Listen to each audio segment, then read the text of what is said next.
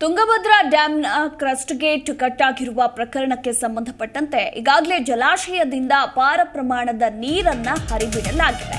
TB ಡ್ಯಾಂನಿಂದ ಹೆಚ್ಚುವರಿ ನೀರನ್ನ ಬಿಡುಗಡೆ ಮಾಡಲಾಗಿದ್ದು, ಮಂತ್ರಾಲಯದ ರಾಯರ ಮಠದ ಬಳಿ ಅಲರ್ಟ್ ಅನ್ನ ಘೋಷಿಸಲಾಗಿದೆ. ಪುಣ್ಯ ಸ್ನಾನದ ವೇಳೆ ಯಾವುದೇ ಅವಘಡಗಳು ಸಂಭವಿಸಬಾರದು ಅಂತ ಈಗ ಜಿಲ್ಲಾಡಳಿತ ಅಗತ್ಯ ಕ್ರಮಗಳನ್ನು ಕೂಡ ತೆಗೆದುಕೊಂಡಿದೆ.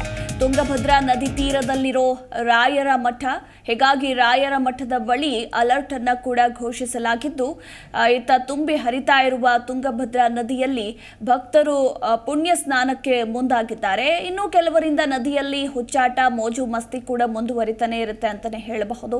ಹೀಗಾಗಿ ಇತ್ತ ಡ್ಯಾಂನಿಂದ ಹೆಚ್ಚುವರಿ ನೀರನ್ನ ಬಿಟ್ಟಿರೋದ್ರಿಂದ ಕ್ಷಣ ಕ್ಷಣಕ್ಕೂ ನದಿಯ ಹರಿವು ಕೂಡ ಹೆಚ್ಚಾಗ್ತಾ ಇದೆ.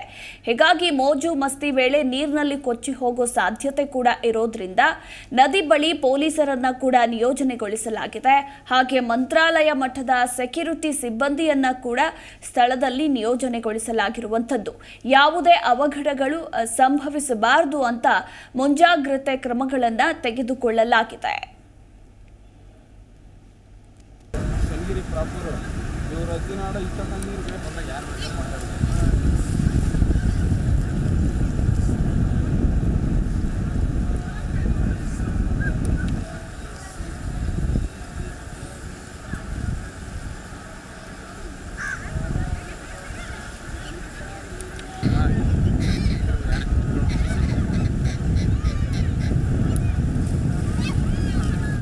ಈ ಕುರಿತಾಗಿ ಇನ್ನು ಹೆಚ್ಚಿನ ಮಾಹಿತಿ ಕೊಡ್ತಾರೆ ನಮ್ಮ ಪ್ರತಿನಿಧಿ ಅನಿಲ್ ಕುಮಾರ್. Anil, good morning. ಇತ್ತ ತುಂಗಭದ್ರಾ ಡ್ಯಾಂನ ಕ್ರಸ್ಟ್ ಗೇಟ್ ಹಾನಿಯಾಗಿರೋ ವಿಚಾರಕ್ಕೆ ಸಂಬಂಧಪಟ್ಟಂತೆ ಜಲಾಶಯದಿಂದ ಅಪಾರ ಪ್ರಮಾಣದ ನೀರನ್ನ ಹರಿಬಿಡಲಾಗಿದೆ.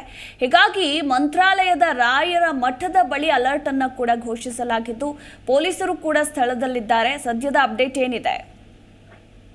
ಮಧು, ಏನು ಇದು ತುಂಗಭದ್ರದ ಇದು ಕ್ರಸ್ಟ್ ಗೇಟ್ ಮುರಿದಿರುವಂತಹ ಹಿನ್ನೆಲೆಯಲ್ಲಿ ಸಾಕಷ್ಟು ತುಂಗಭದ್ರಾ ನದಿಗೆ ಅಪಾರ ಪ್ರಮಾಣದ ನೀರು ಬಿಟ್ಟಿರುವಂತದ್ದು. ಯಾಕಂತಂದ್ರೆ ಏನು 65 TMC ನೀರು ಕೂಡ ಖಾಲಿ ಮಾಡ್ಬೇಕಂತೇಳಿ ಇಲ್ಲಿ ಅಧಿಕಾರಿಗಳು ಕೂಡ ಆ ಗೇಟ್ ನ ಮಾಡೋಕೆ ಹೇಳಿರುವಂತದ್ದು. ಆದ್ರೆ ದಿನನಿತ್ಯ ಕೂಡ ಅಲ್ಲಿ ಇರುವಂತ ಏನು ಸಿಬ್ಬಂದಿಗಳು ನೀರು ಬಿಡ್ತಾ ಇರುವಂತದ್ದು. ಇದರಿಂದ ಏನೋ ಒಂದು ರೀತಿಯಾಗಿ ತುಂಗಭದ್ರಾ ನದಿ ಪಾತ್ರದಲ್ಲಿರುವಂತಹ ಕೆಲವು ಒಂದು ಗ್ರಾಮಗಳಿಗೆ ಮತ್ತೆ ಅಲ್ಲಿರುವಂತ ದೇವಸ್ಥಾನಗಳಿಗೂ ಕೂಡ ಒಂದು ಪ್ರವಾಹ ಭೀತಿ ಎದುರಾಗಿದೆ ಅಂತ ಹೇಳ್ಬೋದು. ಏನೋ ತುಂಗಭದ್ರಾ ನದಿ ಪಾತ್ರದಲ್ಲಿರುವಂತಹ ರಾಯರ ಮಠದಲ್ಲಿ ಏನು ಮಂತ್ರಾಲಯದಲ್ಲಿರುವಂತಹ ರಾಯರ ಮಠದಲ್ಲಿ ಸಂಪೂರ್ಣವಾಗಿ ಅಲ್ಲಿ ಎಲ್ಲಾ ರೀತಿಯಾದಂತ ನದಿ ಪಾತ್ರಕ್ಕೆ ಹೋಗದಂತೆ ಕೂಡ ಅಲ್ಲಿರುವಂತಹ ಸಿಬ್ಬಂದಿಗಳು ಮತ್ತೆ ಪೊಲೀಸರು ಒಂದು ನಿಷೇಧ ಕೂಡ ಮಾಡಿರುವಂತದ್ದು. ಆದ್ರೆ ಜನರು ಕೂಡ ಒಂದ್ ರೀತಿಯಾಗಿ ನದಿ ಪಾತ್ರದಲ್ಲಿ ಉಚ್ಚಾಟನೆ ಮಾಡ್ತಾ ಇದಾರೆ ಅಂತ ಹೇಳ್ಬೋದು. ಯಾಕಂತಂದ್ರೆ ವಿಡಿಯೋಸ್ ಅಲ್ಲಿ ನೋಡ್ಬೋದು, ಜನರು ಅಲ್ಲಿ ನದಿ ಪಾತ್ರದಲ್ಲಿ ನದಿಗಿಳಿದು ಏನು ಕೊಚ್ಚಿಗುವಂತ ಹೋಗುವಂತಹ ಸಂಭವ ಇರುತ್ತೆ. ಮತ್ತೆ ಒಂದು ಕಡೆ ಏನಾದ್ರೂ ಅನಾಹುತಗಳಾದ್ರೆ ನೇರವಾಗಿ ಯಾರು ಕಾರಣ ಅಂತ ಅನ್ನೋದು ಒಂದು ಸಾರ್ವಜನಿಕರ ಪ್ರಶ್ನೆ ಕೂಡ ಆಗಿರುವಂತದ್ದು. ಇದರಿಂದಾಗಿ ಪೊಲೀಸ್ ನಿಯೋಜನೆ ಕೂಡ ಮಾಡಿರುವಂತದ್ದು, ಅಲ್ಲಿರುವಂತಹ ಸಿಬ್ಬಂದಿಗಳನ್ನ ಕೂಡ ನಿಯೋಜನೆ ಮಾಡಿರುವಂತದ್ದು. ಯಾಕಂದ್ರೆ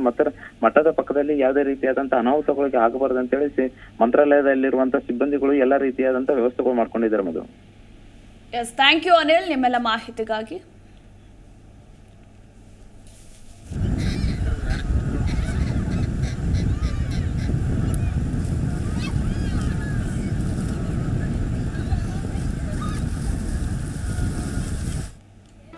ಜಿ ಕನ್ನಡ ನ್ಯೂಸ್ ಈಗ ನಿಮ್ಮ ಮನೆಯಲ್ಲೇ ನೋಡಿ. ಎಲ್ಲ ಕೇಬಲ್ಗಳಲ್ಲಿ ಈಗ ಲಭ್ಯ. Sun Direct 292, Jio TV 1334, U digital 162, City cable 51, GTPL 17, Abhishek cables 821, Rockline telecommunication 51, Shri Basaveshwara number 60, Vinayaka digital number 53, in digital number 896ರಲ್ಲಿ. ನಿಮ್ಮಿಸ್ತದ ಜಿ ಕನ್ನಡ ನ್ಯೂಸ್ ನೋಡಿ ಆನಂದಿಸಿ.